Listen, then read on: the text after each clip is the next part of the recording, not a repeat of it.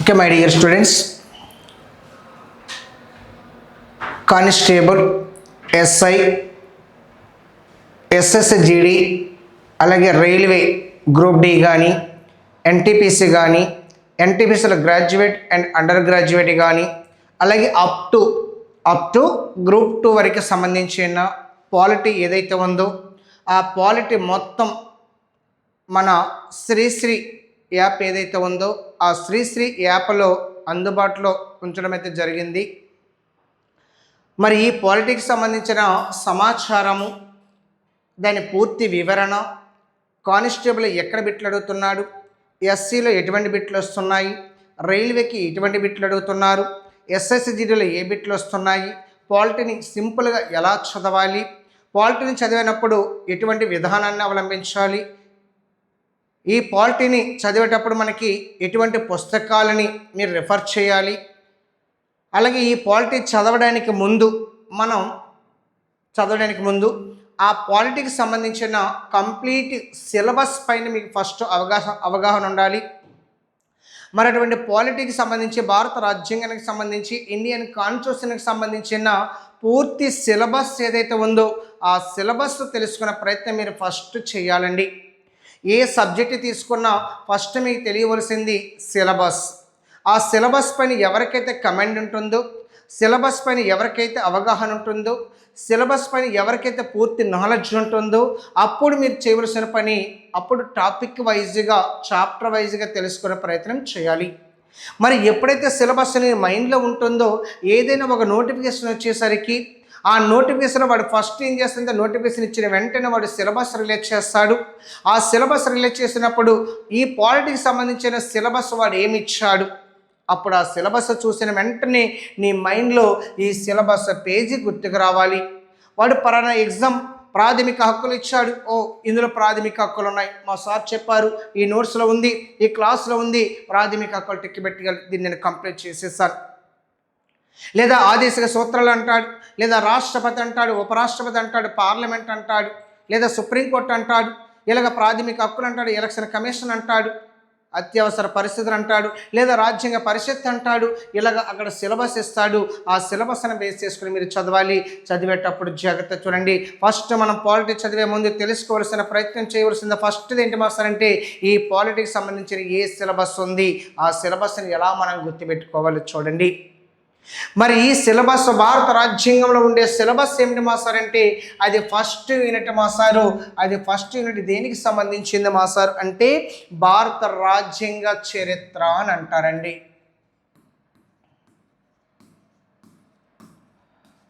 భారత రాజ్యాంగ చరిత్ర, ఇండియన్ కాన్స్టిట్యూషన్ హిస్టరీ, భారత రాజ్యాంగ చరిత్ర లేదా చట్టాలు అన్న ఒక్కటి, చరిత్ర లేదా చట్టాలు, యాక్ట్స్ అంటారు మా sir.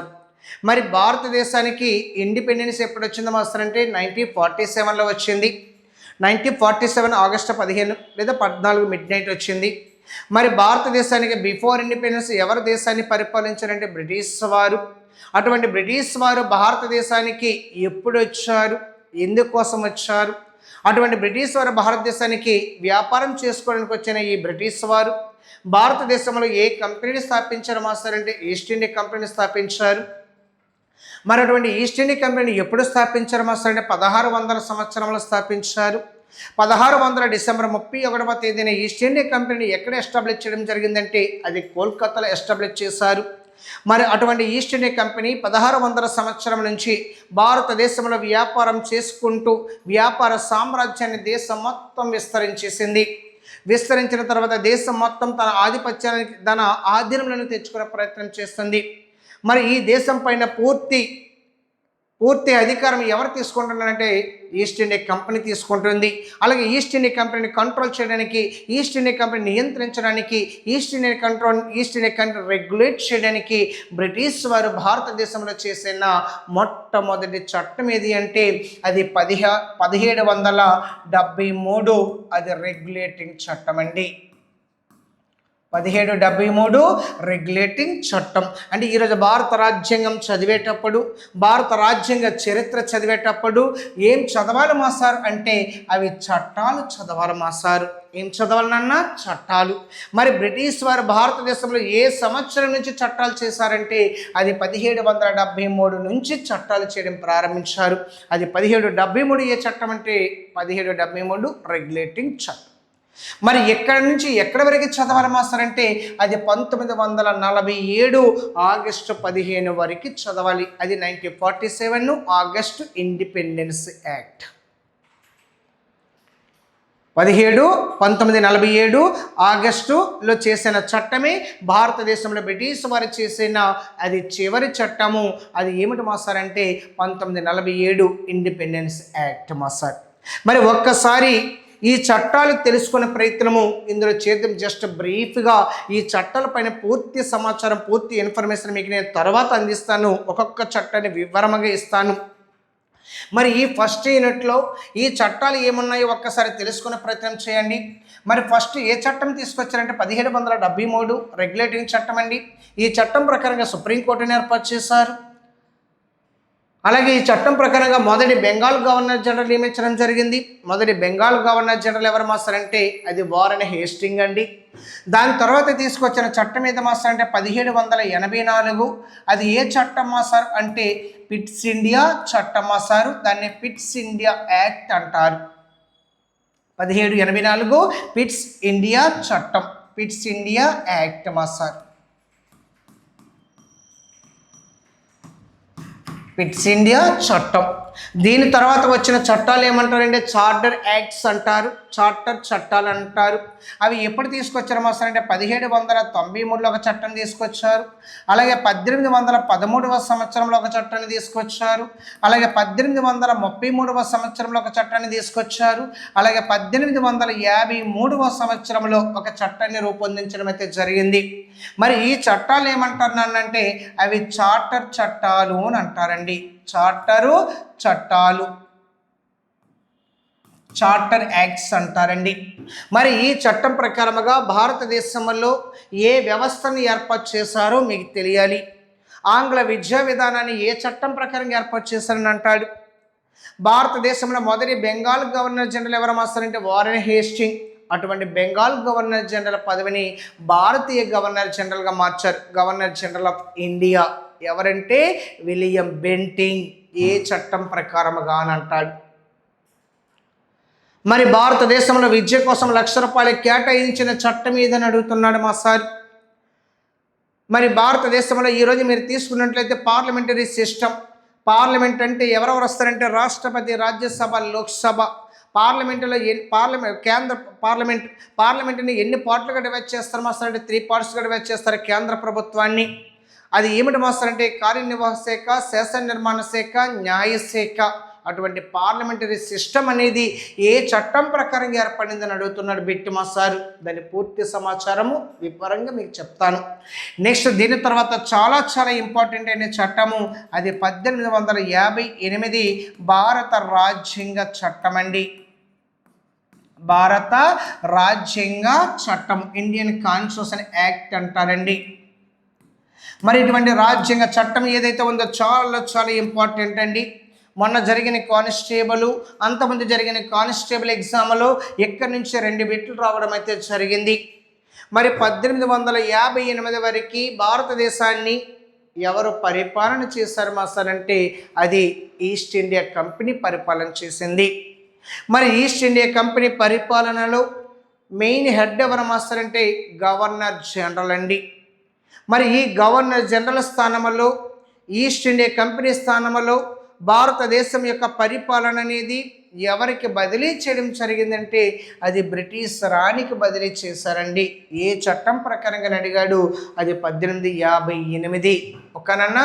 So east India company నుంచి పరిపాలన ఎవరికి ట్రాన్స్ఫర్ చేయడం జరిగింది మాస్టర్ అంటే అది బ్రిటిష్ రాణికి బదిలీ చేశారు.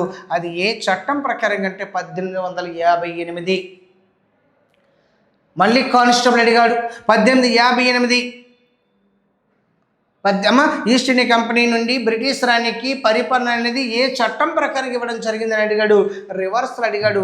అది 1858. మరి ఇక్కడ వరకు ఎవరు ఉండేవారని చెప్పాం, గవర్నర్ జనరల్ స్థానంలో ఎవరు వచ్చారు మాస్టర్ అంటే వైస్రాయ్ వచ్చారు. ఏ చట్టం ప్రకారంగా అడుగుతాడు మాస్టారు, అది 1858. మొదటి వైస్రాయ్ లార్డ్ కానింగ్. దీని తర్వాత వచ్చిన చట్టాలు ఏంటి మాస్టర్ అంటే కౌన్సిల్ చట్టాలండి.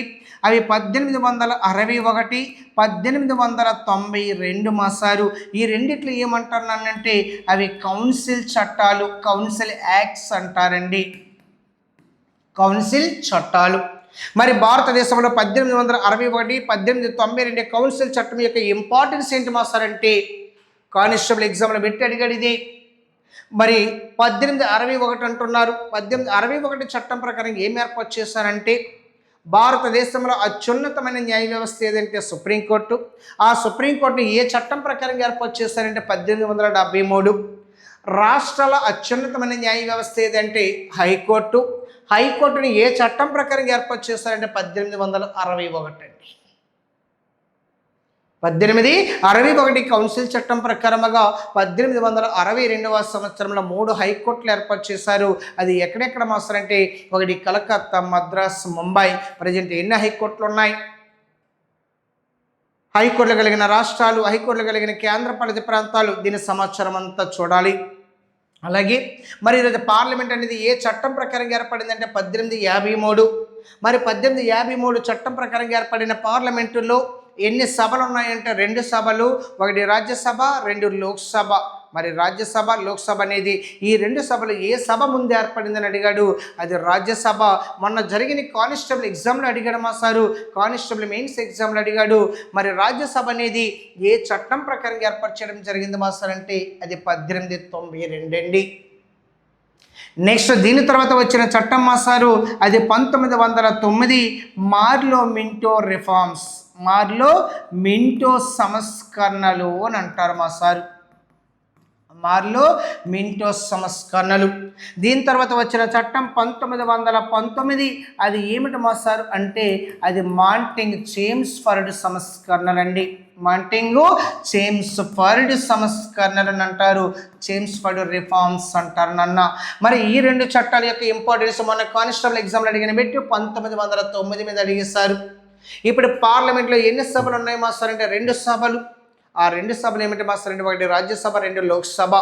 మరి ఇందులో ఏ సభ ముందు ఏర్పడిందంటే రాజ్యసభ. ఏ చట్టం ప్రకారం అంటే 1892. మరి 2వ సభ ఏదో మాస్టర్ అంటే లోక్సభ. లోక్సభ ఏ చట్టం ప్రకారం ఏర్పడిందంటే అది 1919 చట్టం మాస్టర్. కేంద్రంలో ద్విసభ విధానాన్ని ఏ చట్టం ప్రకారం ఏర్పాటు చేస్తారంటే అది 1919 చట్టం ప్రకారంగా చెప్పండి మాస్టారు. ఇప్పుడు పార్లమెంట్లో 2 సభలు వచ్చేసాయి, ఒకటి రాజ్యసభ వచ్చింది, 2 లోక్సభ వచ్చింది. మరి ఈ 2 సభలు ఏ సభలో రిజర్వేషన్స్ ఉన్నాయి మాస్టర్ అంటే కేవలం లోక్సభలో ఉన్నాయి, రాజ్యసభలో లేవు మాస్టర్. మరి ఈ లోక్సభలో రిజర్వేషన్స్ అనేవి ఫస్ట్ బిఫోర్ ఇండిపెండెన్స్, భారతదేశానికి స్వతంత్రానికి ముందు ఆ రిజర్వేషన్ ఏ ప్రాతిపదికన ఇచ్చారు మాస్టర్ అంటే మత ప్రాతిపదికన రిలీజియన్ బేస్డ్ రిజర్వేషన్స్ ఫస్ట్ ఇచ్చారు. మరి ఏ రిలీజియన్ వాళ్ళకి ఇవ్వడం జరిగింది, ఏ మతం వాళ్ళకి ఇవ్వడం జరిగింది మాస్టర్ అంటే అది ఫస్ట్ ముస్లింలకి ఇచ్చారు మాస్టర్. మరి ఈసారి బిట్ అడిగాడు మాస్టారు, భారతదేశంలో ముస్లింలకు ప్రత్యేక నియోజకవర్గాలు కేటాయించిన చట్టం ఏది అని అడిగాడు మాస్టారు. అది 1909 మార్లో మింటో రిఫార్మ్స్. భారతదేశంలో మొట్టమొదటిసారిగా ముస్లింలకు ఏ చట్టం ప్రకారముగా రిజర్వేషన్ కల్పించారని అడిగాడు. ఇది కానిస్టేబుల్ ఎగ్జామ్లో పెట్టి మాస్టారు. అది 1909 మార్లో మింటో రిఫార్మ్స్ మాస్టారు. మరి దీని తర్వాత వచ్చిన చట్టం ఏది మాస్టర్ అంటే 1927. అది ఏ కమిషన్ మాస్టర్ అంటే సైమన్ కమిషన్ అన్న. మరి ఈ సైమన్ కమిషన్ భారతదేశానికి ఎప్పుడు వచ్చింది, ఈ సైమన్ కమిషన్లో ఎంతమంది సభ్యులు ఉన్నారు, ఈ సైమన్ కమిషన్ భారతదేశంలో ఎన్నిసార్లు పర్యటించింది, ఈ సైమన్ కమిషన్ భారతీయులు ఎందుకు వ్యతిరేకించారు, ఈ సైమన్ కమిషన్ వ్యతిరేకంగా ఉద్యమం చేసినందుకు ఎవరెవరికి ఏ బిరుదులు లభించడం జరిగింది, ఆంధ్ర కేసరి బిరుదు ఎవరికి ఇచ్చారు, పంజాబ్ కేసరి బిరుదు ఎవరికి ఇచ్చారు, ఇలాగ తెలుసుకునే ప్రయత్నం చేద్దాం మాస్టర్. ఇక్కడ మరి దీని తర్వాత 1928వ సంవత్సరంలో వచ్చిన నివేదికే నెహ్రూ నివేదిక అంటారు. అది నెహ్రూ రిపోర్ట్ మాసారు 1928. అది మోతీలాల్ నెహ్రూ అధ్యక్షతన ఏర్పాటు చేసిన రిపోర్ట్ అండి. మరి దీని తర్వాత వచ్చిన అవార్డు ఏదో మాసారంటే 1932. ఆ 32 అవార్డు ఏదో మాసారంటే అది కమ్యూనల్ అవార్డు. నాన్న ఏ అవార్డు అండి?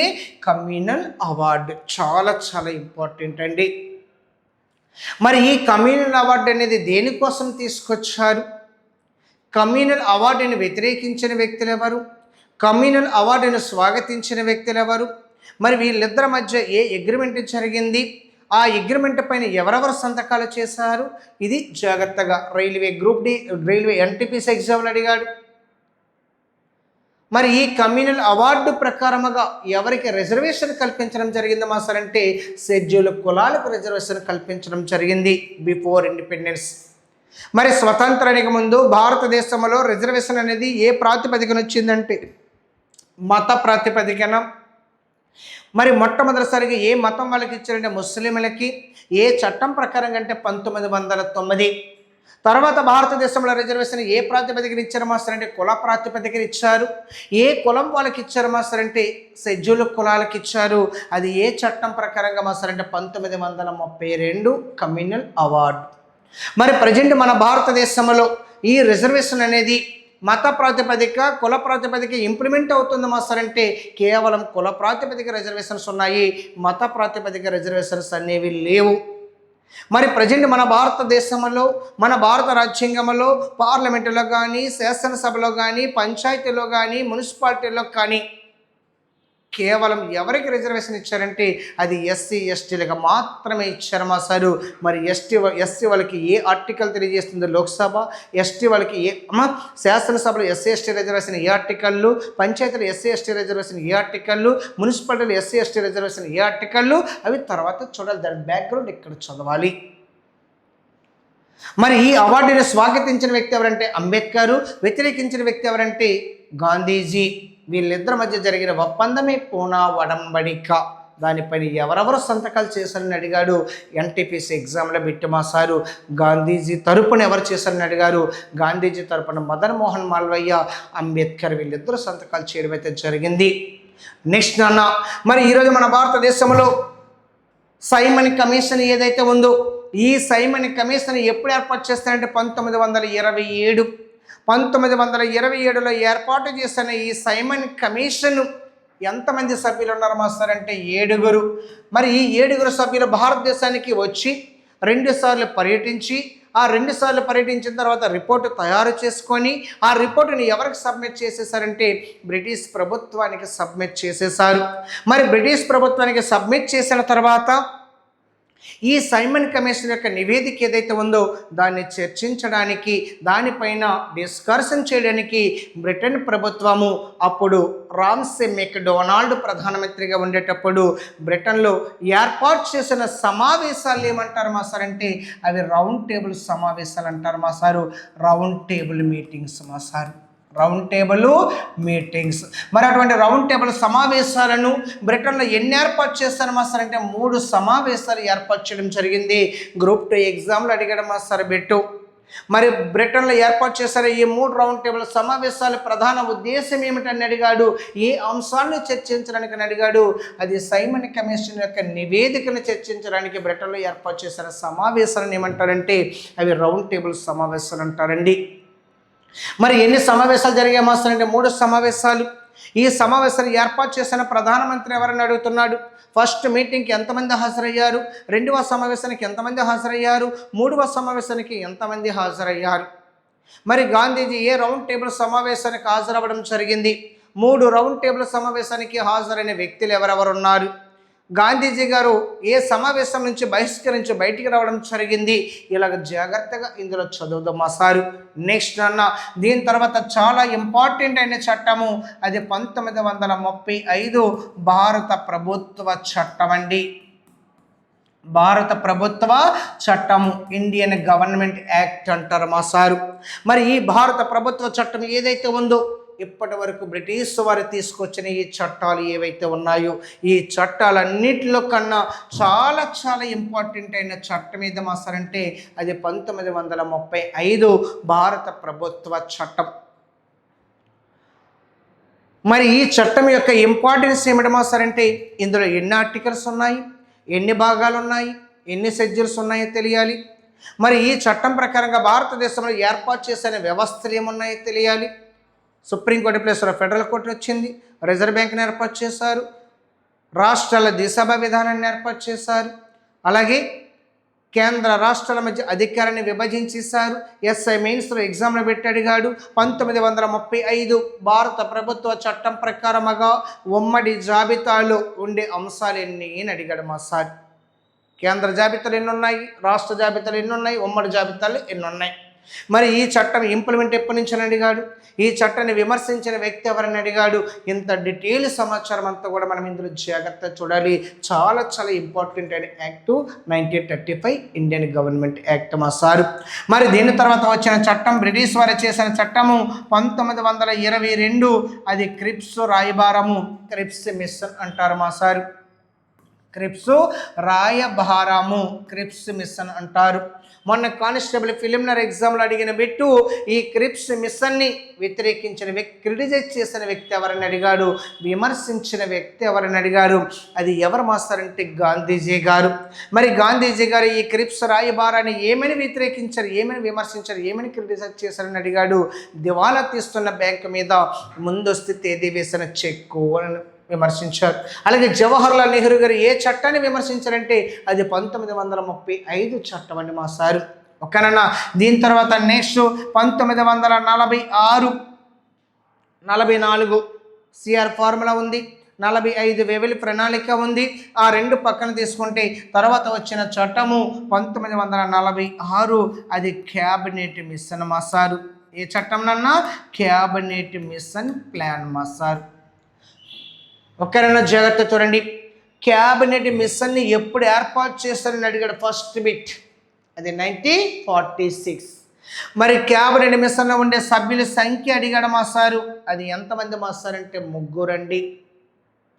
మరి క్యాబినెట్ మిషన్లో లేని సభ్యులు ఎవరని అడిగాడు మా సారు. 4 పేర్లు ఇచ్చారు. అందులో లేని వాళ్ళు ఎవరని అడిగాడు. ఆ వ్యక్తి ఎవరంటే ఉన్న వాళ్ళు ఎవరో తెలిస్తే మనం లేని వాళ్ళని ఈజీగా ఐడెంటిఫై చేయొచ్చు. ఉన్న వాళ్ళు ఎంతమంది మా సారు? 3. ఈ 3 పేర్లు తెలుసుకునే ప్రయత్నం అయితే మీరు చేయాలి. ఏవి అమ్మ పెతిక్ లారెన్స్ ఆయన చైర్మన్, 2 ఏవి అలెగ్జాండర్, 3 సర్ స్టాఫర్డ్ క్రిప్స్ అండి. ఓకేనా. అందులో ఇంకొక వ్యక్తి ఇస్తున్నాడు లార్డ్ అట్లీ. లేని వ్యక్తి ఎవరు మాస్తారంటే లార్డ్ అట్లీ అనమాట. ఆయన బ్రిటన్ ప్రధానమంత్రి. ఇది క్యాబినెట్ మిషన్. ఈ క్యాబినెట్ మిషన్ సిఫార్సు ప్రకారముగా అంటే ఆల్మోస్ట్ మన భారతదేశానికి ఇండిపెండెన్స్ ఇవ్వడానికి, స్వతంత్రం ఇవ్వడానికి దగ్గరకు వచ్చేసారు. మరి దానికి స్వతంత్రం ఇవ్వడానికి ముందు ఈ దేశం యొక్క సమస్యలు పరిష్కరించడానికి, హిందూ ముస్లింల యొక్క సమస్యలు పరిష్కరించడానికి బ్రిటన్ ప్రధానమంత్రి లార్డ్ అట్లీ పంపించిన ఒక వ్యవస్థే, ఒక మిషనే, దాన్ని క్యాబినెట్ మిషన్ అంటారండి. మరి ఈ క్యాబినెట్ మిషన్ కొన్ని సమస్యలు పరిష్కరించింది, ఇంకా కొన్ని సమస్యలు పెండింగ్లో ఉన్నాయి. అందులో ప్రధానమైన సమస్య ఏంటంటే హిందూ ముస్లింలు విడదీయడం మాసారు. మరి అప్పుడు హిందూ ముస్లింలు విడదీయడానికి, హిందూ ముస్లింలు గొడవలు జరుగుతున్నాయి, మత గొడవల వల్ల విపరీతంగా చనిపోయే పరిస్థితి ఏర్పడింది. మరి ఈ సమస్యను పరిష్కరించడానికి బ్రిటన్ ప్రధానమంత్రి లార్డ్ అట్లీ ఇంకా చివరిగా ఒక వ్యక్తిని పంపించాడు. ఆ వ్యక్తి ఎవరు మాస్తారంటే 1947 లార్డ్ మౌంట్ బాటన్ అండి. ఎవరినన్నా? లార్డ్ మౌంట్ బాటన్ అన్నమాట. ఈయన భారతదేశానికి వచ్చిన చివరి బ్రిటిష్ గవర్నర్ జనరల్. మరి భారతదేశానికి వచ్చిన చివరి బ్రిటిష్ గవర్నర్ జనరల్ అయిన లార్డ్ మౌంట్ బాటన్, ఇతను ముందుండే ఒకే ఒక ప్రధానమైన సమస్య అదేమిటి మాస్తారంటే హిందువులు ముస్లింలను కలిసి ఉంచాలా, విడదీయాలా. ఇదే ఈయన ఉన్న ప్రధానమైన సమస్య. మరి ఈయన వచ్చి మొత్తం అందరినీ కూడా పిలిపించాడు.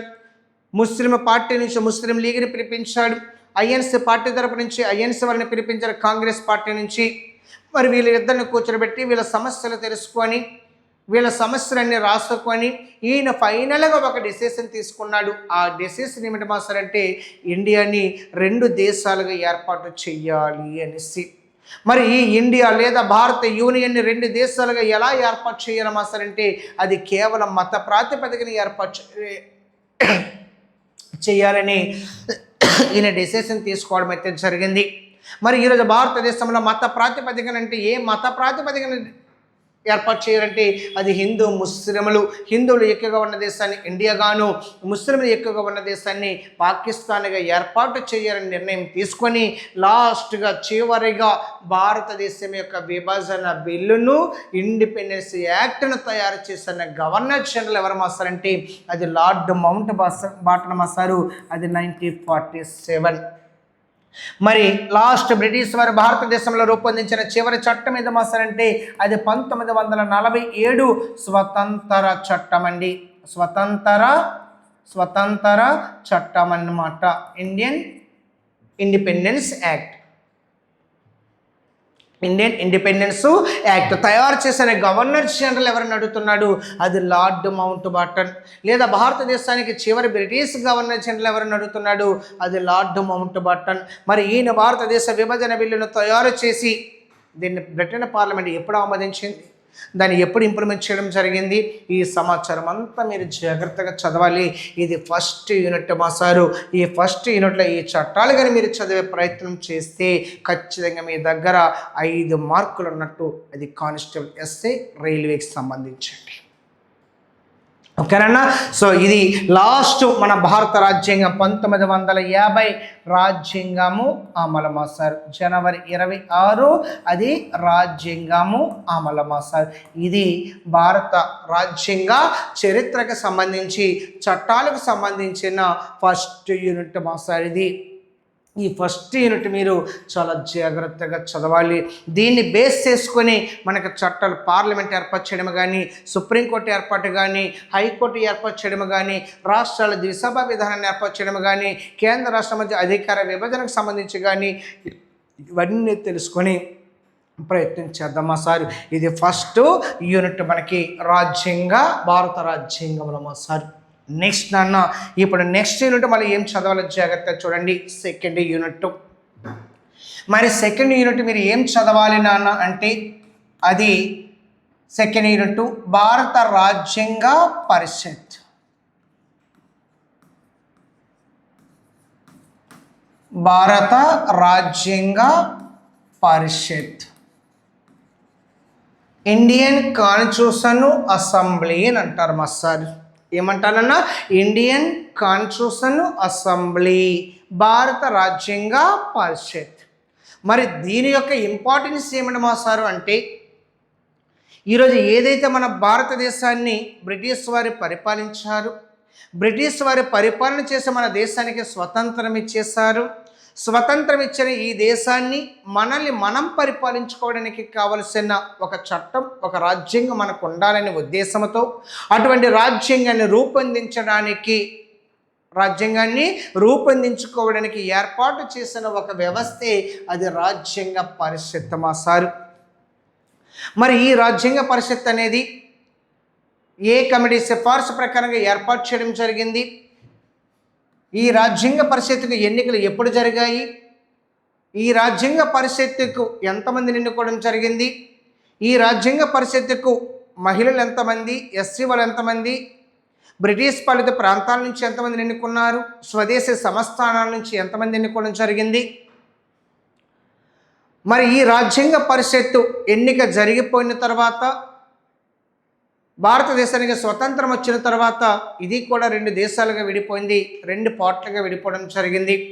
మరి స్వతంత్ర భారతదేశంలో రాజ్యాంగ పరిషత్తుకి ఎన్నుకోబడిన సభ్యుల సంఖ్య ఎంత, అందులో స్వదేశీ సంస్థానాల నుంచి ఎంతమంది, ఈ ఎన్నిక విధానం చూడాలండి. మరి ఈ రాజ్యాంగాన్ని రాయడానికి రాజ్యాంగ పరిషత్ అనేది ఎన్ని సమావేశాలను ఏర్పాటు చేసింది, మరి రాజ్యాంగాన్ని రాయడానికి ఎన్ని రోజుల సమయం పట్టింది, మొదటి సమావేశం ఎప్పుడు జరిగింది, 11వ సమావేశం ఎప్పుడు జరిగింది, 12వ సమావేశం ఎప్పుడు జరిగింది, దానికి ఎవరు చైర్మన్గా వ్యవహరించారు, ఇటువంటి సమాచారం చూడాలి. ఫస్ట్ ఎన్నిక, ఇందులో చూడవలసింది ఫస్ట్ ఎన్నికలు చూడాలి. తర్వాత ఏం చూడాలమ్మా సార్ అంటే సమావేశాలు చూడాలి, ఎన్ని సమావేశాలు ఏర్పాటు చేశారు, మరి ఈ సమావేశాలు ఏర్పాటు చేసిన తర్వాత ఈ రాజ్యాంగాన్ని రూపొందించడానికి రాజ్యాంగ పరిషత్ ఏర్పాటు చేసిన కమిటీలు చూడాలి. ఎన్ని కమిటీలు ఏర్పాటు చేశారు? మరి ఎన్ని కమిటీలు ఏర్పాటు చేశారు మాస్టర్ అంటే 22 కమిటీలు ఏర్పాటు చేశారండి. ఆ 22 కమిటీలో పెద్ద కమిటీ ఏది? అత్యంత ముఖ్యమైన కమిటీ ఏది? ఆ ముఖ్యమైన కమిటీలో డ్రాఫ్టింగ్ కమిటీని ఎప్పుడు ఏర్పాటు చేశారు? దానికి ఎవరు చైర్మన్గా ఉన్నారు? ఎంతమంది సభ్యులు ఉన్నారు? ఆ సభ్యులు తెలుసుకునే ప్రయత్నం చేయాలి. అలాగే మరి ఈ రాజ్యాంగ పరిషత్ పైన కొంతమంది అభిప్రాయాలు వ్యక్తపరిచారు. ఎవరు ఏ అభిప్రాయాలు వ్యక్తపరిచారు? మరి ఈ రాజ్యాంగాన్ని రాయడానికి రాజ్యాంగ పరిషత్తు సేకరించిన ఆధారాలు ఏమున్నాయి? ఆధారాలు అంటే ఏ దేశం నుంచి ఏ అంశాలను సేకరించడం జరిగింది? అమెరికా నుంచి ఏం తీసుకున్నారు? బ్రిటన్ నుంచి ఏం తీసుకున్నారు? రష్యా నుంచి ఏం తీసుకున్నారు? ఆస్ట్రేలియా నుంచి కానీ, అలాగే ఐర్లాండ్ నుంచి కానీ, కెనడా నుంచి కానీ, జపాన్ నుంచి కానీ, జర్మనీ నుంచి కానీ, ఇలాగ అనేక దేశాల నుంచి అనేక అంశాలను సేకరించి మన భారత రాజ్యాంగంలో పొందుపరచడం అయితే జరిగింది. ఇటువంటి సమాచారం మొత్తం మీరు ఇందులో తెలుసుకునే ప్రయత్నం చేయాలి. మరి ఈ రాజ్యాంగాన్ని కొంతమంది అభిప్రాయాన్ని వ్యక్తపరిచారు. రాజ్యాంగం ఏమన్నారు? అతుకుల బొంత అన్నారు, కొలగూర గంపగా వర్ణించారు, అలాగే సహకార సమైక్య వర్ణించారు. అలాగే చాలామంది వాళ్ళ యొక్క అభిప్రాయాన్ని వ్యక్తపరిచారు. వాళ్ళు ఎవరెవరు ఏ అభిప్రాయాన్ని వ్యక్తపరిచారో తెలుసుకునే ప్రయత్నం చేయాలి. ఇది మన సెకండ్ యూనిట్కి సంబంధించిన సమాచారం అండి. మీకు అందరికీ తెలుసు మా సార్ భారత రాజ్యాంగాన్ని ఎన్ని రోజులు రాశారని అడుగుతున్నాడు బిట్టు. టోటల్ డేస్ ఎన్ని అడుగుతున్నాడు బిట్టు. అది ఎప్పటి నుంచి ఇంప్లిమెంట్ అనేది జాగ్రత్త చూద్దామా సారు. ఇది సెకండ్ యూనిట్కి సంబంధించిన సమాచారం. నెక్స్ట్ 3వ యూనిట్ ఏదుందో చూడండి మా సారు. మరి 3వ యూనిట్లో ఏ అంశాన్ని పొందుపరిచారు మా సార్ అంటే దాన్ని ప్రవేశిక అంటారు మా సారు.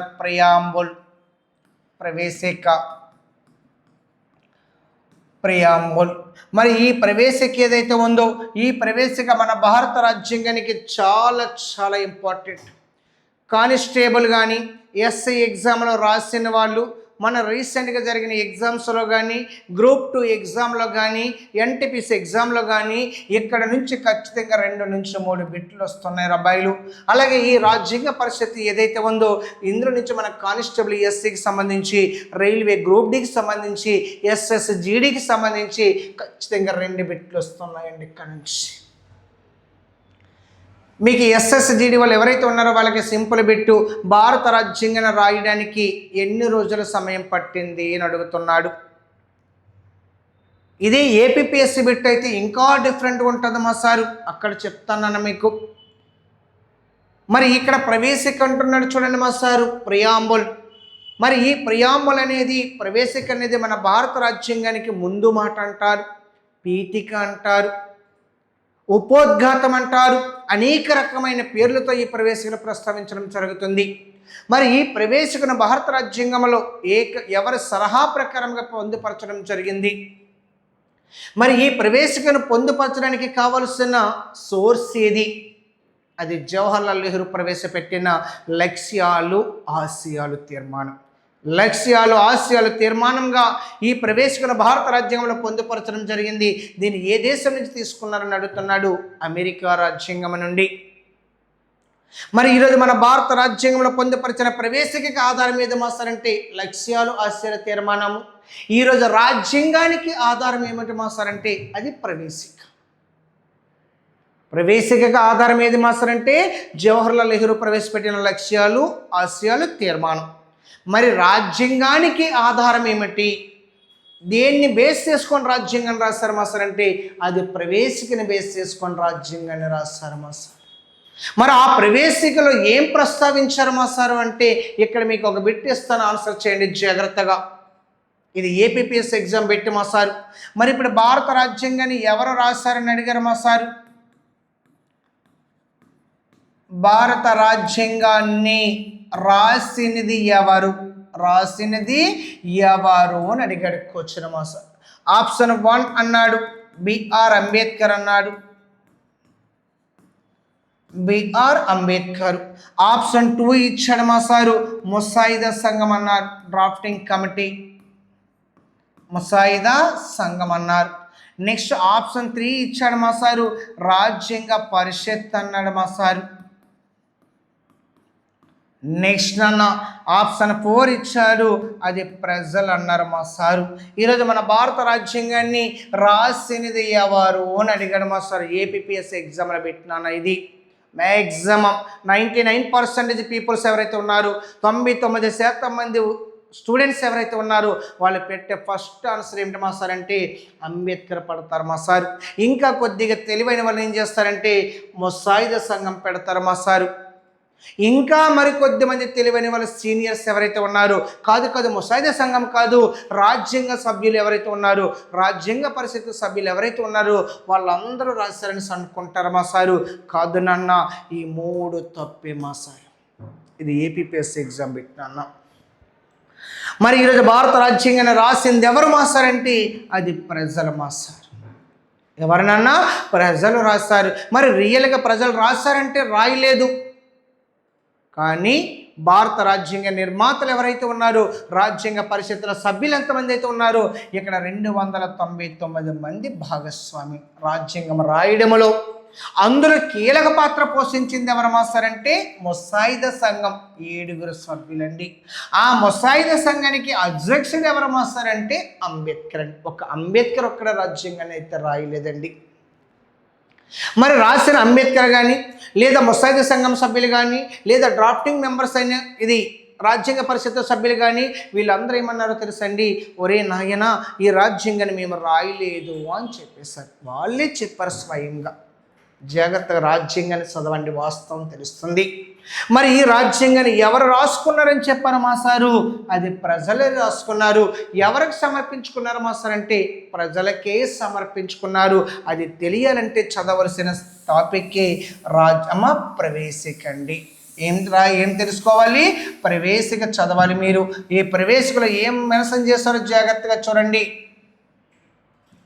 ప్రవేశికలో ఏం మెన్షన్ చేస్తారో చూడండి. భారత ప్రజలమైన చూడండి నాన్న, ఎవరితో ప్రారంభమైంది ఇది? ప్రజలు.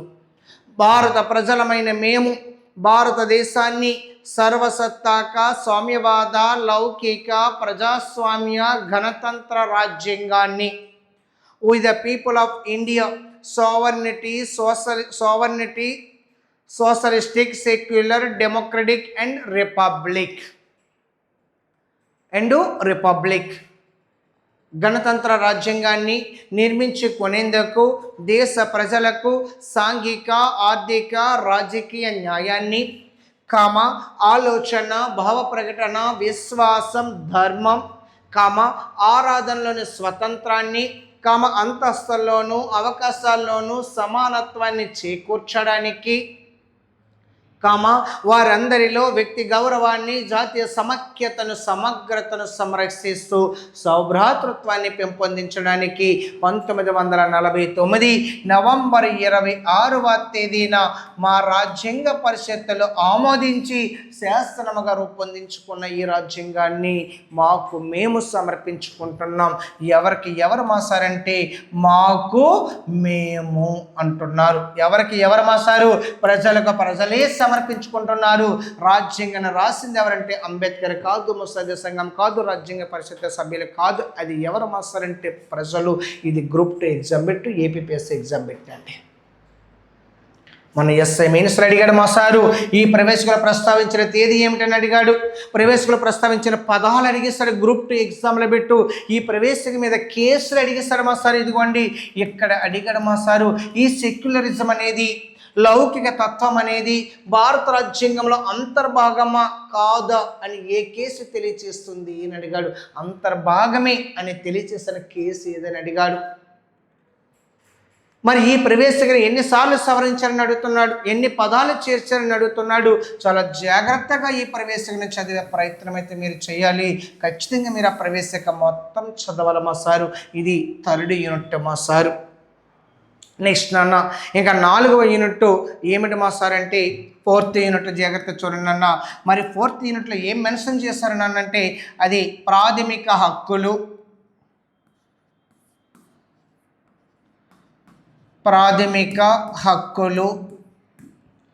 అలాగే ఆదేశిక సూత్రాలు,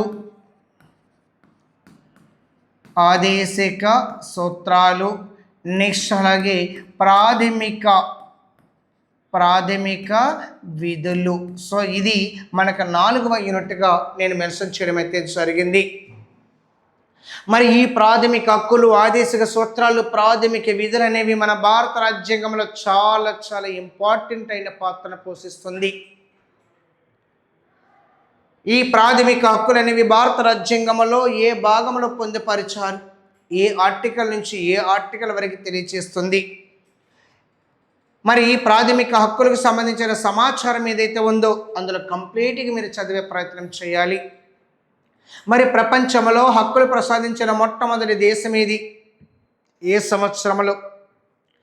ప్రాథమిక హక్కులు కల్పించిన 2వ దేశం ఏది, ఏ సంవత్సరంలో? అమెరికా వాడు ఎప్పుడు ఏ సంవత్సరంలో హక్కులు ఇచ్చాడు? రష్యా వాడు ఏ సంవత్సరంలో హక్కులు ఇచ్చాడు, ఏ హక్కులు ఇచ్చాడు? మరి ఈ హక్కులపైన భారత రాజ్యాంగ చరిత్ర చదవాలి. భారతదేశానికి హక్కులు ఇవ్వాలనేసి ఎవరెవరు ఎక్కడెక్కడ ఎప్పుడెప్పుడు డిమాండ్ చేస్తారో చూడాలి. మరి ఈ హక్కులపైన ఎవరు అధ్యక్షులు ఒక సబ్ కమిటీని ఏర్పాటు చేయడం జరిగింది. ఈ హక్కులు భారతీయులకి ఏ హక్కులు వర్తిస్తాయి, విదేశీయులకి ఏ హక్కులు వర్తిస్తాయి, చిల్డ్రన్ రైట్స్ అంటే ఏమొస్తాయో చూడాలి. మరి ఈ భారత రాజ్యాంగం ప్రారంభంలో ఎన్ని హక్కులు ఉన్నాయి మాస్టర్ అంటే 7 హక్కులు ఉన్నాయి. ప్రజెంట్ ఎన్ని ఉన్నాయి మాస్టర్ అంటే 6 హక్కులు ఉన్నాయి. ఈ 7 హక్కులు కూడా తెలుసుకునే ప్రయత్నం చేయాలి. ఇది రైల్వే ఎగ్జామ్లో పెట్టండి. సమానత్వ హక్కు ఎక్కడి నుంచి ఎంతవరకు, right to equality, right to freedom ఎక్కడి నుంచి ఎంతవరకు, రైట్ టు ఎగ్నెస్ట్ ఎక్స్ప్లాయిటేషన్ ఎక్కడి నుంచి ఎంతవరకు, రైట్ టు రిలీజన్ ఎక్కడి నుంచి ఎంతవరకు, ఎడ్యుకేషన్ అండ్ కల్చరల్ రైట్స్ ఎక్కడి నుంచి ఎంతవరకు, రైట్ టు ప్రాపర్టీ ఎక్కడి నుంచి ఎంతవరకు, కాన్స్టిట్యూషనల్ రెమెడీస్ ఎక్కడి నుంచి ఎంతవరకు, ఈ ఆర్టికల్స్ అన్నీ కూడా మీరు గుర్తుపెట్టుకుని చేయాలి. అందులో రైట్ టు ప్రాపర్టీ ప్రజెంట్ ఉందా లేదా, ఏ అమెండ్మెంట్ ద్వారా తీసేశారు, ఏ సంవత్సరంలో తీసేశారు, ప్రజెంట్ ఏ ఆర్టికల్ తెలియజేస్తుంది, ఏ పార్ట్ తెలియజేస్తుంది, ఏ హక్కుగా కొనసాగుతుంది. అలాగే ఆర్టికల్ 12 to 35 వరకు ప్రతి ఆర్టికల్ తెలుసుకునే ప్రయత్నం చేయాలి మాస్టర్. ఇక్కడి నుంచి ఈ 3 చదివితే గ్రూప్ 2లో 15 మార్కులు వస్తున్నాయి నాన్న. ఇక్కడి నుంచి కానిస్టేబుల్ 2-3 బిట్లు అడిగిస్తున్నాడు. అలాగే దీనితో పాటుగా ఆదేశిక సూత్రాలు ఖచ్చితంగా చదవాలి. ఈ ఆదేశిక సూత్రాలను ఏమంటారు మాస్టర్ అంటే వెల్ఫేర్ పార్ట్ అంటారు, సంక్షేమ భాగం అంటారు. మరి ఈ ఆదేశిక సూత్రాలు ఏ భాగం తెలియజేస్తుంది, ఏ ఆర్టికల్ నుంచి ఏ ఆర్టికల్ వరకు, ఏ దేశం నుంచి గ్రహించాలని అడిగాడు కానిస్టేబుల్ బిట్టు. మరి సచివాలయం ఎగ్జామ్లో కానీ ఎస్సీ ఎగ్జామ్లో కానీ అందులో కొన్ని ఆర్టికల్స్ ఇచ్చేశాడు. ఆర్టికల్ దేనికి సంబంధించిందని అడిగాడు మా సార్. ఆర్టికల్ 39 అడిగాడు, ఆర్టికల్ 43 అడిగాడు, ఆర్టికల్ 43A అడిగాడు, 43B అడిగేశాడు మా సారు మొన్న కానిస్టేబుల్లో. అలాగే 48A అడిగేశాడు. మరి ఈ ఏలు ఏవైతే ఉన్నాయో 39A కానీ 43A కానీ 48A కానీ ఇవి ఏ అమెండ్మెంట్ ద్వారా చేర్చడం జరిగింది. ఇవన్నీ కూడా జాగ్రత్త చూడాలి మా సారు. దాని తర్వాత ప్రాథమిక విధులు జాగ్రత్త చూడాలి. గ్రూప్ 2లో 2 బిట్లు అడిగేశాడు, ఎస్సీలో 1 బిట్ అడిగేస్తాడు, కానిస్టేబుల్ 1 బిట్ అడిగేస్తున్నాడు. ప్రతి ఎగ్జామ్లో కూడా అలాగే ఎస్ఎస్సి జీడీలో 1 మార్క్ వస్తుంది, రైల్వే గ్రూప్ డీలో 1 బిట్ వస్తుంది. ప్రతి ఎగ్జామ్లో కూడా ఇక్కడి నుంచి మీకు బిట్ వస్తుంది. ఖచ్చితంగా చదవాలి మా సారు. ప్రాథమిక విధులు ప్రజెంట్ ఎన్ని ఉన్నాయని అంటాడు, రాజ్యం అమలుకి వచ్చేసరికి ఎన్ని ఉన్నాయని అంటాడు. అప్పుడు ఉన్నాయో ఏమొస్తారంటే లేవు. ఏ అమెండ్మెంట్ ద్వారా చేర్చారు, ఎన్ని విధులు చేర్చారు, ఏ భాగము ఏ పార్టు ఏ కమిటీ సిఫార్సు చేసింది. మరి 11 విధిని ఎప్పుడు చేర్చారు, ఏ అమెండ్మెంట్ ద్వారా ఏ అంశాన్ని చేర్చారు. ఈ ప్రాథమిక విధులు ఎవరికి వర్తిస్తాయి, విదేశీయులక స్వదేశీయులక ఇద్దరికున్న. మరి ప్రాథమిక విధులకు న్యాయ సంరక్షణ ఉందా లేదా, రిట్ల ద్వారా వీటిని అమలు చేయొచ్చా లేదా, ఇలాగ అడుగుతున్నాడు మా సార్. ఇది చాలా జాగ్రత్తగా చూద్దామా సార్. ఇది 4th యూనిట్ అండి. నెక్స్ట్ మరి 5th యూనిట్ దేనికి సంబంధించింది మా సార్ అంటే 5th యూనిట్ ఏమిటి మాస్టర్ అంటే చాలా చాలా ఇంపార్టెంట్ అయిన అంశము. అది కేంద్ర ప్రభుత్వానికి సంబంధించిన అంశం మాస్టర్. సెంట్రల్ గవర్నమెంట్కి సంబంధించిన అంశాలు. కేంద్ర ప్రభుత్వము ఈరోజు మన భారతదేశానికి స్వతంత్రం వచ్చిన తర్వాత, భారత రాజ్యం అమల్లోనికి వచ్చిన తర్వాత ఈ భారతదేశం యొక్క పరిపాలన అనేది ఏ విధముగా జరుగుతుంది మాస్టర్ అంటే అవి ప్రభుత్వ విధానము లేదా ప్రభుత్వ వర్గీకరణ అంటారు. దేశం మొత్తాన్ని పరిపాలించే ప్రభుత్వం ఏదంటే అది కేంద్ర ప్రభుత్వం అండి. మరి ఈ కేంద్ర ప్రభుత్వాన్ని చదివేటప్పుడు కేంద్ర ప్రభుత్వాన్ని ఎలాగ చదవాలి, ఈ భారత రాజ్యంలో ఉండే యూనిట్లో అతిపెద్ద యూనిట్ ఏదో మాస్టర్ కేంద్ర ప్రభుత్వమేనండి. మీ కాంపిటేటివ్ ఎగ్జామ్స్లో కానిస్టేబుల్ ఎస్ఐ, స్పెసిఫిక్గా కానిస్టేబుల్ ఎస్ఐ ఎగ్జామ్లో ఎక్కువ మార్కులు ఎక్కడి నుంచి వస్తున్నాయంటే అది కేంద్ర ప్రభుత్వం నుంచి వస్తున్నాయి. గత జరిగిన కానిస్టేబుల్ ఎస్ఐ ప్రిలిమినరీ మెయిన్స్ ఎగ్జామ్లో ఎక్కువ మార్కులు స్కోర్ చేసిన టాపిక్ ఏదంటే అది కేంద్ర ప్రభుత్వం సార్. మరి ఈ కేంద్ర ప్రభుత్వాన్ని భారత రాజ్యాంగంలో ఏ భాగం తెలియచేస్తుంది, ఏ ఆర్టికల్ నుంచి ఏ ఆర్టికల్ వరకు చదవాలి, దీనిని ఎన్ని పార్ట్స్గా డివైడ్ చేస్తారంటే 3 పార్ట్స్గా డివైడ్ చేశారు. అవి ఏమిటి మాస్టర్ అంటే ఆ 3 పార్ట్స్, ఒకటి కార్యనిర్వాహక శాఖ ఎగ్జిక్యూటివ్ అంటారు దీన్ని. నెక్స్ట్ 2 ఏమిటి మాస్టర్ అంటే శాసన నిర్మాణ శాఖ అండి, లెజిస్లేటివ్ అంటారు దీన్ని, లెజిస్లేటివ్ పార్టు. నెక్స్ట్ 3 ఏమిటి మాస్టర్ అంటే న్యాయశాఖ అండి, జుడిషియరీ పార్టు అంటారు దీన్ని, జుడిషియరీ పార్ట్ మాస్టర్. మరి ఇక్కడ ఎగ్జిక్యూటివ్ అంటే ఇక్కడ ఎవరెవరి కోసం చదవాలి, 3 డీటెయిల్గా చదవాలి మాస్టర్ ఇక్కడ. మరి ఇక్కడ కార్యనిర్వాహక శాఖ అండి ఎవరు వస్తారు మాస్టర్ అంటే రాష్ట్రపతి వస్తాడండి. ఎక్కడెవరు వస్తారు మాస్టర్, రాష్ట్రపతి మరియు ఉపరాష్ట్రపతి, ప్రధానమంత్రి మరియు మంత్రి మండలి మినిస్టర్స్ చదవాలి, అలాగే అటార్నీ జనరల్ చదవాలండి, చాలా ఇంపార్టెంట్. మరి రాష్ట్రపతిని ఎవరు ఎన్నుకుంటారు, పదవీ కాలము, అర్హతలు, జీతభత్యాలు, ప్రమాణ స్వీకారము, తొలగించే తీర్మానం, రాష్ట్రపతి యొక్క అధికారాలు, విధులు ఒక్కొక్కటి చూద్దాం సార్. అలాగే ఉపరాష్ట్రపతి ఎన్నిక విధానము, అర్హతలు, పదవీకాలం, జీతభత్యం, తొలగించే తీర్మానం, అలాగే ప్రధానమంత్రికి సంబంధించిన సమాచారం, అలాగే అటార్నీ జనరల్కి సంబంధించిన సమాచారం అంతా కూడా డీటెయిల్గా తెలుసుకోవాలి. ప్రతి దాని నుంచి ఒక బిట్ ఖచ్చితంగా వస్తుంది. మరి దీంతో పాటు లెజిస్లేటివ్ పార్ట్ వచ్చేసరికి ఎవరి కోసం చదవాలి మాస్టర్ అంటే అది పార్లమెంటుకు సంబంధించిన పార్ట్ అండి. మరి పార్లమెంట్ అంటే ఎవరు వస్తారు మాస్టర్ అంటే రాష్ట్రపతి వస్తాడు, అలాగే రాజ్యసభ మరియు లోక్సభ ఈ 2 సభల కోసం ఇక్కడ జాగ్రత్తగా చదవాలి. రాష్ట్రపతికి సంబంధించి ఇక్కడ చదివేస్తాం కాబట్టి. రాజ్యసభ అంటే ఏమిటో చూడాలి. రాజ్యసభలో ఎంతమంది సభ్యులు ఉంటారు, ఎన్నిక విధానము, పదవీ కాలము, రిజర్వేషను, తొలగింపు, ఓకేనా, అలాగే సీట్. అలాగే లోక్సభకు సంబంధించి ఎన్నిక విధానము ఇక్కడ చాలా జాగ్రత్తగా చదవాలి, చాలా ఎక్కువ ఇన్ఫర్మేషన్ చదవాలి, ఎక్కువ అమెండ్మెంట్స్ వస్తాయి, ఎక్కువ ఆర్టికల్స్ కూడా మీకు వస్తాయి. అలాగే కరెంట్ ఈవెంట్ బిట్లు కూడా మీరు ఇక్కడ జాగ్రత్తగా చదవాలి. ఫస్ట్ లోక్సభ ఎన్నిక ఎప్పుడు జరిగిందో తెలియాలి. రీసెంట్గా జరిగిన లోక్సభ 2024లో జరిగిన లోక్సభ ఎన్నివ లోక్సభ అని అంటున్నాడు. మరి 2024లో జరిగిన లోక్సభ ఎన్నికలు భారతదేశంలో ఎంతమందిని ఎన్నుకున్నారు, ఎన్ని విడతల్లో జరిగింది, మరి 2024లో జరిగిన లోక్సభలో ఉమెన్స్ ఎంతమంది, వాళ్ళ పర్సంటేజ్ ఎంత, టోటల్ ఓటింగ్ పర్సంటేజ్ ఎంత, మరి ఈ లోక్సభ ఎన్నికలు పదవీ కాలము కానీ రిజర్వేషన్స్, ఆ రిజర్వేషన్స్ జాగ్రత్తగా చదవాలమ్మా సార్, ఇక్కడ కంపల్సరీగా అడిగేస్తున్నాడు బిట్టు. మరి ఈ 2 సభలు చదివిన తర్వాత మళ్ళీ మీరు ఇక్కడ చదవలసింది రాజ్యసభ అయితే చైర్మన్ చదవాలి, డిప్యూటీ చైర్మన్ చదవాలి, అలాగే ప్యానల్ చైర్మన్ కూడా జాగ్రత్తగా చదవాలి.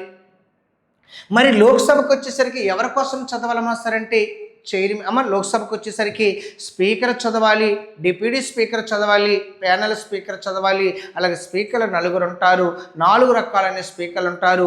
ఒకటి protem speaker, speaker, deputy speaker, panel speaker. Constable SI ఎగ్జామ్లు అడిగిస్తాడు మా సారు, ఎస్ఐ ఎగ్జామ్లు అడిగాడు, ఎక్కువ కాలం స్పీకర్గా పనిచేసిన వ్యక్తి అడిగాడు. కానిస్టేబుల్ మెయిన్స్ అడిగాడు, 2వ లోక్సభ స్పీకర్ ఎవరిని అడిగాడు మా సారు, జాగ్రత్తగా చదవాలి మా సారు. దీనితో పాటుగా ఇంకా మీరు చదవలసింది బిల్స్ చదవాలి, బిల్లులు రకాలు, బిల్స్ మా సారు. మరి ఈ బిల్లులు అంటే ఏమిటి, బిల్లులు ఎన్ని రకాలుగా వర్గీకరించారు, సాధారణ బిల్ అంటే ఏమిటి, ఆర్డినరీ బిల్, మనీ బిల్ అంటే ఏమిటి, ఓకేనా, ఫైనాన్స్ బిల్ కానీ, ఎస్ఆర్ స్టేట్ రీఆర్గనైజేషన్ బిల్లు కానీ, కాన్స్టిట్యూషన్ అమెండ్మెంట్ బిల్లు కానీ, ఈ బిల్స్ అన్నీ చదవాలి. మొన్న జరిగిన ఎస్ఐ ఎగ్జామ్లో 4 మార్కులు ఓన్లీ బిల్స్ పైన అడిగిస్తాడు మా సారు. అలాగే పార్లమెంట్ సమావేశాలు చదవాలి. ఇంకొక చాలా ఇంపార్టెంట్, చాలా డీప్గా వెళ్ళాడు మా సారు. కానిస్టేబుల్ ఎగ్జామ్లు అడిగిస్తాడు, ఈ పార్లమెంట్ యొక్క కమిటీల మీద అడిగిస్తాడు మా సారు. ఆ కమిటీలు కూడా చదివే ప్రయత్నం మీరు చేయాలి మా సారు. ఎస్టిమేట్ కమిటీ అంటే ఏమిటి, పబ్లిక్ అకౌంట్ కమిటీ అంటే ఏమిటి, ఏ కమిటీ సిఫార్సు ప్రకారం ఏర్పాటు చేశారు, ఏ కమిటీ సిఫార్సు ప్రకారం ఎస్టిమేట్ కమిటీ ఎంతమంది సభ్యులు ఉంటారని అడిగేశాడు మాస్టర్ బిట్టు. ఇవన్నీ కూడా మీరు ఇక్కడ జాగ్రత్తగా చదవాలి. ఇది పార్లమెంట్ టాపిక్ అండి. దీనితో పాటుగా మళ్ళీ మీరు చదవలసింది న్యాయశాఖ. ఈ న్యాయశాఖకు వచ్చేసరికి ఏం చెయ్యాలి మాస్టర్ అంటే సుప్రీంకోర్టు చదవాలి. కానీ మనం చదివేటప్పుడు కేంద్రంలో కానీ రాష్ట్రంలో కానీ న్యాయశాఖ ఏదైతే ఉందో ఆ న్యాయశాఖ మొత్తం ఒకే దగ్గర చదువుకునే ప్రయత్నం చేయండి మీరు. మరి దేశంలో అత్యున్నతమైన న్యాయ వ్యవస్థ ఏది మాస్టర్ అంటే సుప్రీంకోర్టు మాస్టారు. ఇది కేంద్ర ప్రభుత్వానికి సంబంధించిన కంప్లీట్ అయిన సమాచారము ఇంత తెలుసుకునే ప్రయత్నం అయితే మీరు చేయాలి. ఇది కేంద్ర ప్రభుత్వానికి సంబంధించిన టాపిక్ మాస్టర్. ప్రతి లైన్ జాగ్రత్తగా చూడాలి మాస్టర్. ప్రతిదీ జాగ్రత్తగా చదవలసిన అవసరం అయితే ఉంది మాస్టర్ మీరు. ఓకేనన్నా. సో ఇది కేంద్ర ప్రభుత్వానికి సంబంధించిన సమాచారం. నెక్స్ట్ దీని తర్వాత యూనిట్ ఏదైతే ఉందో ఆ తర్వాత యూనిట్ మీకు okay my dear students. So ఇప్పుడు మన పాలిటీ సిలబస్ ఏదైతే ఉందో ఆ సిలబస్ కంటిన్యూస్. సో తొలి వీడియోలో మన సిలబస్ స్టార్ట్ చేసాము. ఇప్పుడు దానికి కంటిన్యూషన్ చూడండి అన్న. సో ఇప్పుడు కేంద్ర ప్రభుత్వం చెప్పాము. కేంద్ర ప్రభుత్వం తర్వాత మనం ఏ గవర్నమెంట్ స్టార్ట్ చేస్తామా సార్ అంటే అది 6th యూనిట్ రాష్ట్ర ప్రభుత్వము, స్టేట్ గవర్నమెంట్. రాష్ట్ర ప్రభుత్వము, స్టేట్ గవర్నమెంట్. మరి ఈ రాష్ట్ర ప్రభుత్వానికి వచ్చేసరికి ఎవరెవరి కోసం మనం చదవాలంటే ఇక్కడికి వచ్చేసరికి సో ఇక్కడ మనము ఒకటి గవర్నర్ కోసం చదవాలి. గవర్నరు, కేంద్రంలో అయితే రాష్ట్రపతి, రాష్ట్రానికి వచ్చేసరికి గవర్నర్. అలాగే కేంద్రంలో ఉపరాష్ట్రపతి చదువుతాము. ఇక్కడికి వచ్చేసరికి ఉప గవర్నర్ అనే వ్యక్తులు ఎవరు ఉన్నారు. మరి దీని తర్వాత ఎవరి కోసం ఇక్కడ చూడాలి మాస్టర్ అంటే ముఖ్యమంత్రి మరియు మంత్రి మండలికి సంబంధించిన సమాచారము. ముఖ్యమంత్రి మరియు మంత్రి మండలి. అదే కేంద్రంలోనైతే ప్రధానమంత్రి మరియు మంత్రిమండలికి సంబంధించి చూస్తాము. అలాగే అడ్వకేటు జనరల్ అండి. అదే కేంద్రంలోనైతే అటార్నీ జనరల్ మాస్టర్. సో ఇక్కడ మీరు కేంద్ర ప్రభుత్వం కానీ జాగ్రత్తగా చదివినట్లయితే ఇక్కడికి వచ్చేసరికి అడ్వకేట్ జనరల్ అంత పెద్దగా చదవలసిన అవసరం లేదు. విత్ కంపారిజన్ చేసుకుంటే సరిపోతుంది. ఆర్టికల్ చేంజ్ అవుతాయి. అలాగే ఇక్కడ ప్రధానమంత్రి మంత్రిమండలి కానీ మీరు జాగ్రత్తగా చదివినట్లయితే ఇక్కడ ప్రధానమంత్రి మంత్రిమండలికి సంబంధించి ఎక్కువ సమాచారం చదవలసిన అవసరం లేదు. సేమ్ అక్కడలాగే ఇక్కడ సేమ్ ప్యాటర్న్. కాకపోతే ఇక్కడ కొన్ని పాయింట్లు మనము డిస్కస్ చేయాలి. అది మంత్రిమండలి సంఖ్య, ట్రైబల్ మినిస్టర్సు, అలాగే ఢిల్లీకి సంబంధించిన మంత్రిమండలి సంఖ్యకు సంబంధించి చదివితే సరిపోతుంది. మరి దీంతో పాటు మళ్ళీ ఇక్కడ ఏం చదవాలి మాస్టర్ అంటే మన కేంద్రంలో పార్లమెంట్ ఎలాగైతే చూసామో ఇక్కడ శాసనసభ లేదా శాసన వ్యవస్థ అంటామండి. శాసనసభ లేదా శాసన వ్యవస్థ. మరి దీనికి సంబంధించి ఏం చూడాలి మాస్టర్ అంటే అక్కడ పార్లమెంట్లో ఎవరెవరు వచ్చారంటే రాష్ట్రపతి, రాజ్యసభ, లోక్సభ ఎలాగైతే ఉందో సేమ్ స్ట్రక్చర్ ఇక్కడ కూడా శాసనసభ లేదా శాసన వ్యవస్థ అంటే ఇక్కడ గవర్నరు మరియు విధాన పరిషత్ ఇందులో ఎవరు సభ్యులుగా ఉంటారంటే ఎమ్మెల్సీలు. లేదా విధాన సభ రెండో సభ ఏదో మాస్టర్ అంటే విధానసభ లేదా శాసనసభ అంటాము. ఇందులో ఎవరు సభ్యులుగా ఉంటారంటే ఎమ్మెల్యేలు మెంబర్స్గా ఉంటారండి. సో అదే కేంద్రం అయితే రాష్ట్రపతి, రాజ్యసభ, లోక్సభ, స్టేట్ అయితే గవర్నరు, విధాన పరిషత్తు, విధానసభ. కేంద్రంలో పార్లమెంట్లో ఏమంటామంటే ఎంపీలు అంటాము. ఎక్కడైతే ఎమ్మెల్సీలు, ఎమ్మెల్యేలు అంటాము సార్. ఇది ఇక్కడ చదవలసింది. మరి ఇక్కడ ఇంకోటి ఏం చదవాలి మాస్టర్ రాష్ట్రానికి వచ్చేసరికి న్యాయ వ్యవస్థ చదవాలి.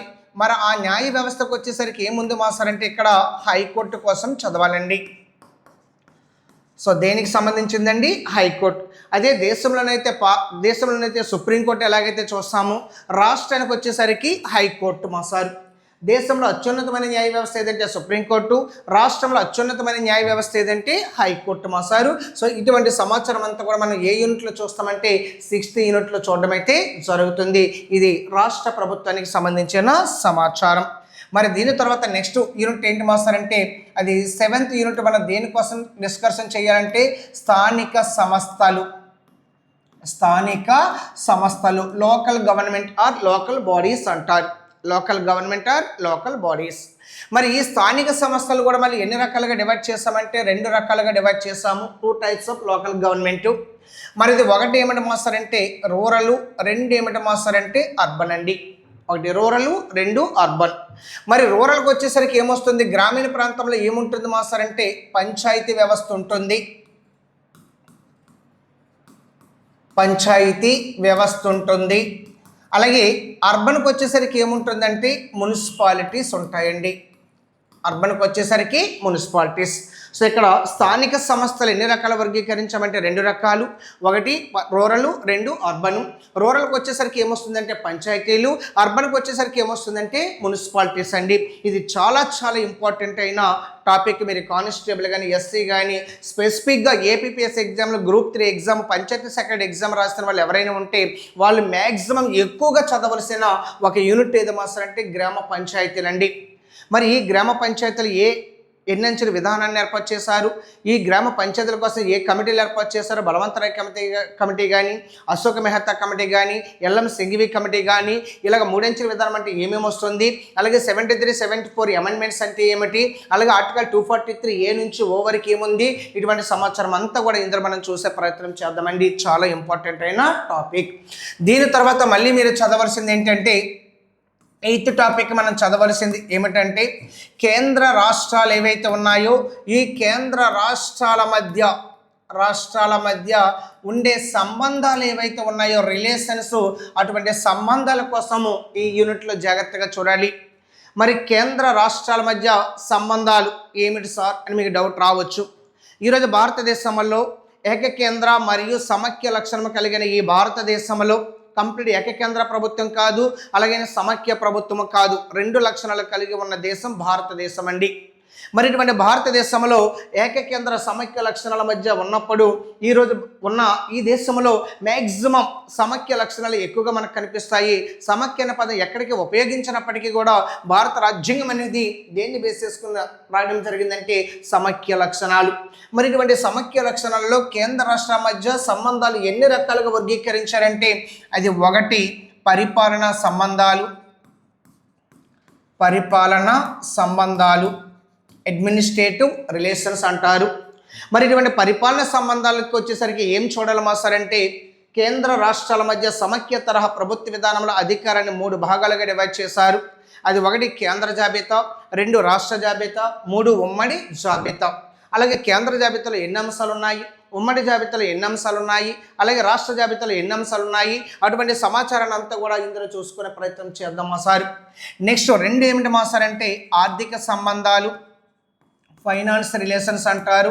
మరి ఇటువంటి ఆర్థిక సంబంధాలకు వచ్చేసరికి ఏం చేయాలి మాస్టర్ అంటే ఇక్కడ ఫైనాన్స్ కమిషన్కి సంబంధించిన సమాచారం కంప్లీట్గా చదవాలి. ఈరోజు కేంద్ర ప్రభుత్వానికి వచ్చిన ఆదాయం ఏదైతే ఉందో ఆ ఆదాయాన్ని రాష్ట్రాలకు బదిలీ చేయడానికి లేదా కేంద్ర రాష్ట్రం మధ్య ఆదాయాన్ని డిస్ట్రిబ్యూట్ చేయడానికి ఏర్పాటు చేసిన వ్యవస్థే ఆర్థిక సంఘం, ఫైనాన్స్ కమిషన్ అంటారు. మరి అటువంటి ఫైనాన్స్ కమిషన్ ఇప్పటివరకు ఎన్ని ఏర్పాటు చేశారు, ఇటువంటి సమాచారం చూడాలి. నెక్స్ట్ 3 ఏమిటి మాస్టర్ అంటే వ్యాపార సంబంధాలు చూడాలి, ట్రేడ్ రిలేషన్స్. మరి ఈ వ్యాపార సంబంధాలు మీరు అంత పెద్దగా చదవలసిన అవసరం లేదు, దానికి సంబంధించిన సమాచారం కూడా మనకి ఎక్కువైతే అవసరం లేదండి. మళ్ళీ దీని తర్వాత మళ్ళీ మీరు చూడవలసింది కేంద్ర రాష్ట్రాల మధ్య ఉద్యోగాలను భర్తీ చేయడానికి ఉండే వ్యవస్థ ఏది అంటే అది యూపీఎస్సి, రాష్ట్రానికైతే రాష్ట్ర పబ్లిక్ సర్వీస్ కమిషన్ అంటారు, దాన్ని సర్వీసులు అంటారండి. మరి ఇక్కడ సర్వీసులు అంటే ఏమేమి వస్తాయి మీకు తెలియాలి. 1 యూపీఎస్సి కోసం మీకు తెలియాలి యూనియన్ పబ్లిక్ సర్వీస్ కమిషన్. ఆ యూనియన్ పబ్లిక్ సర్వీస్ కమిషన్ ఎప్పుడు ఏర్పాటు చేశారు, ఎంతమంది మెంబర్స్ ఉంటారు, వాళ్ళని ఎవరు నియమిస్తారు. అలాగే రాష్ట్రాలకు వచ్చేసరికి ఏముంటుందంటే రాష్ట్ర పబ్లిక్ సర్వీస్ కమిషన్ ఉంటుంది, ఎస్పీఎస్సి అంటారు, స్టేట్ పబ్లిక్ సర్వీస్ కమిషన్ అంటారు. ఇటువంటి సమాచారాన్ని ఇందులో మనం చూడాలండి. Okay my dear student, sir చాలా చాలా ఇంపార్టెంట్ అయిన యూనిట్ ఇది. ఎక్కడ మాసారి దీని యొక్క ఇంపార్టెన్స్ మన కాంపిటేటివ్ ఎగ్జామ్లో ఏ ఎగ్జామ్లో దీనికి ఎక్కువ ఇంపార్టెన్స్ ఇవ్వడం జరిగిందంటే మీరు కానిస్టేబుల్ ఎస్సీ ఎగ్జామ్ రాసిన వాళ్ళు ఎక్కువగా ఇంపార్టెన్స్ ఇవ్వాల్సిన అవసరం అయితే లేదండి. అలాగే గ్రూప్ డి రాసిన వాళ్ళు, ఎన్టీపీసీ ఎగ్జామ్ రాసిన వాళ్ళు ఎక్కువగా ప్రాధాన్యత అయితే దీనికి లేదు. మ్యాక్సిమం ఒక 3 నుంచి 4 బిట్ల వరకు వస్తాయి. కానీ గ్రూప్ 2 ఎగ్జామ్ రాసిన వాళ్ళు కానీ లేదా ఏపీపీఎస్ ఎగ్జామ్ రాసిన వాళ్ళు కానీ స్పెసిఫిక్గా గ్రూప్ 2 ఎగ్జామ్ రాసిన వాళ్ళు ఇక్కడి నుంచి సుమారుగా ఎన్ని మార్కులు వస్తున్నాయంటే 30 మార్కులు వస్తున్నాయి మా సార్. ఇక్కడ నుంచి మీకు ఇది 2 యూనిట్లుగా డివైడ్ చేసేసి మన గ్రూప్ 2 సిలబస్లో పెట్టడం అయితే జరిగింది. ఈ 4 రాష్ట్రాలు, ఈ కేంద్ర రాష్ట్రం మధ్య సంబంధాలు ఉన్న ఈ 4 సంబంధాలతో పాటుగా ఇది ఒక యూనిట్ అండి. దీనిపైన వేసిన కమిటీలు ఏవైతే ఉన్నాయో ఆ కమిటీలు అన్నీ కూడా మీరు అక్కడ డీటెయిల్గా చదవాలి. అది ఒక యూనిట్గా మెన్షన్ చేయడం జరిగింది. సర్కారీ కమిషన్ ఏం చెప్పింది, రాజమన్నర్ కమిషన్ ఏం చెప్పింది, పూంచీ కమిషన్ ఏం చెప్పింది, వెస్ట్ బెంగాల్ మెమరాండం ఏం చెప్పింది, అటువంటి సమాచారం అంతా కూడా మీరు ఇందులో తెలుసుకునే ప్రయత్నం అయితే చేయాలి. ఇది గ్రూప్ 2కి ఎక్కువగా ఇంపార్టెన్స్ ఇవ్వడం జరిగింది ఇక్కడ మా సారు. ఇది మన 8th క్లాస్లో, ఇది 8th యూనిట్లో మనం చెప్పడం అయితే జరిగింది.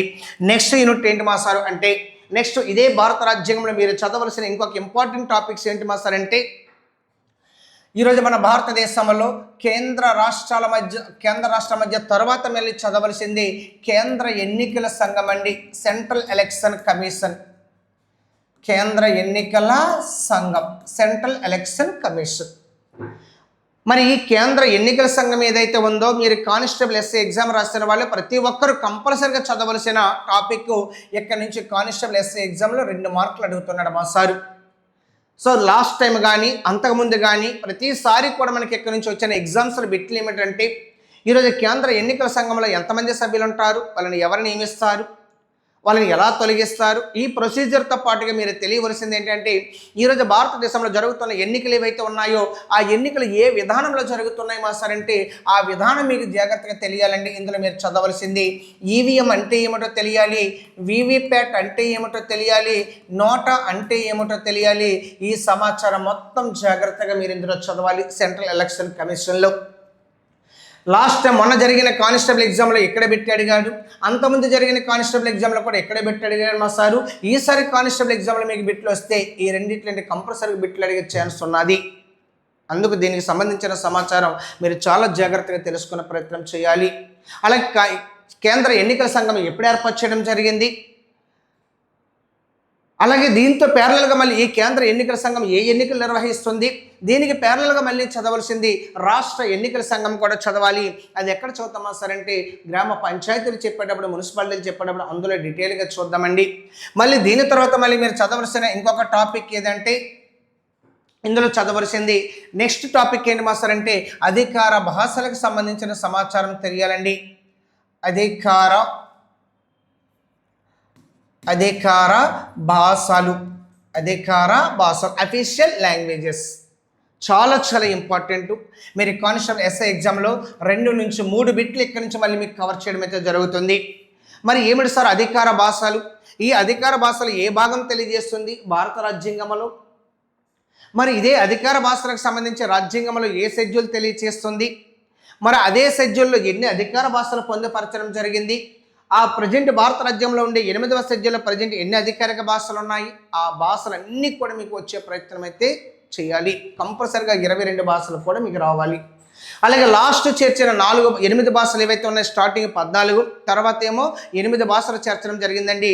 ఆ 14తో పాటుగా చేర్చిన రిమైనింగ్ 8 లాంగ్వేజెస్ ఏవైతే ఉన్నాయో, 8 భాషలు ఏవైతే ఉన్నాయో అవి ఖచ్చితంగా మీకు తెలియాలి. ఏ అమెండ్మెంట్ ద్వారా ఏ భాషలు చేర్చారనే అంశం ఖచ్చితంగా ఇందులో మనం తెలుసుకునే ప్రయత్నం చేద్దామండి. నెక్స్ట్ దీని తర్వాత మళ్ళీ మనం చదవలసిన ఇంకొక యూనిట్ ఏమిటి మాస్టారంటే, అత్యవసర పరిస్థితులు, ఎమర్జెన్సీ. అత్యవసర పరిస్థితులు, ఎమర్జెన్సీ. సేమ్ సార్, ఇందులో నుంచి కూడా సుమారుగా 2 నుంచి 3 బిట్లు మీకు కానిస్టేబుల్ ఎస్ఐ ఎగ్జామ్లో అడగడం జరుగుతుంది. మరి కానిస్టేబుల్ ఎస్ఐ ఎగ్జామ్లో లాస్ట్ జరిగిన ఎస్ఐ ఎగ్జామ్లో ఇదే ఎమర్జెన్సీ నుంచి 2 బిట్లు అడిగాడండి. అది ఏ ఎమర్జెన్సీస్ నుంచి అడిగాడు చూడాలి మా సార్. మరి ఎమర్జెన్సీస్ అంటున్నారు సార్, ఈ ఎమర్జెన్సీస్ ఎన్ని రకాలని తెలియాలి మీకు. మరి ఎమర్జెన్సీ ఎన్ని రకాలంటే 3 రకాలు. ఆ 3 రకాలు ఏంటో తెలియాలి. అవి national emergency, presidential rule, financial emergency.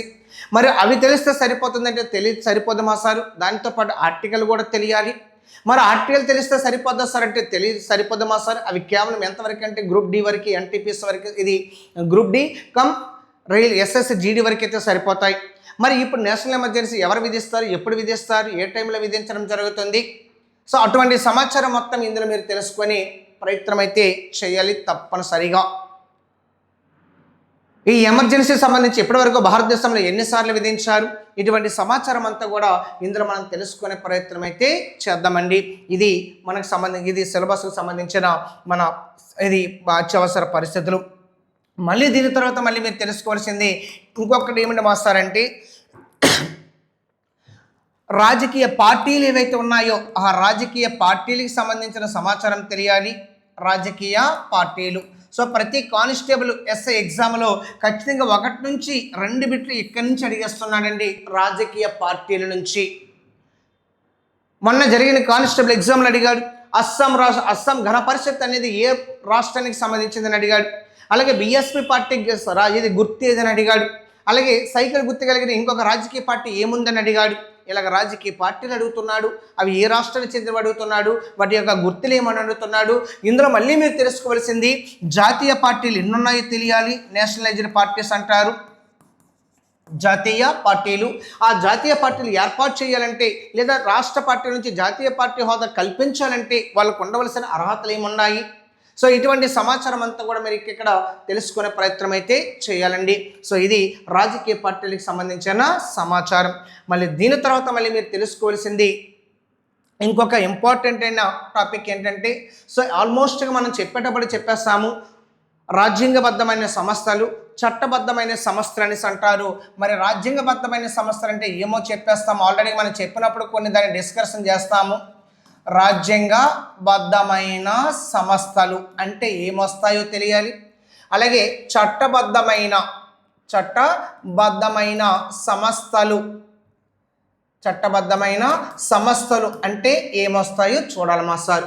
So ఇక్కడ ఎలక్షన్ కమిషన్ కానీ లేదా కాగుకు సంబంధించి కానీ లేదా యూపీఎస్సీకి సంబంధించి కానీ ఇవన్నీ కూడా ఏ సంస్థలు మాస్తారంటే రాజ్యాంగబద్ధమైన సంస్థలు. మరి చట్టబద్ధమైన సంస్థలు అంటే ఏమొస్తాయి మాస్తారంటే అవి ప్రణాళిక సంఘం కానీ, అలాగే బీసీ మహిళా కమిషన్ కానీ, మైనారిటీ కమిషన్స్ కానీ ఇవన్నీ కూడా చట్టబద్ధమైన సంస్థలు. దాని సమాచారం కూడా జాగ్రత్తగా చూద్దాం. మళ్ళీ దీని తర్వాత మళ్ళీ మీరు చదవలసింది లాస్ట్ టాపిక్ ఏంటి మాస్టర్ అంటే రాజ్యాంగ సవరణలు, కాన్స్టిట్యూషన్ అమెండ్మెంట్స్. ఇది ఆర్టికల్ 368 అండి. ఆర్టికల్ 368 తెలియజేస్తుంది. మరి ఈరోజు మన భారత రాజ్యాంగం ఏదైతే రాయడం జరిగిందో, ఈ రాసిన రాజ్యాంగ భారతదేశంలో ఎప్పుడు ఇంప్లిమెంట్ చేయడం జరిగిందంటే 1950 జనవరి 26.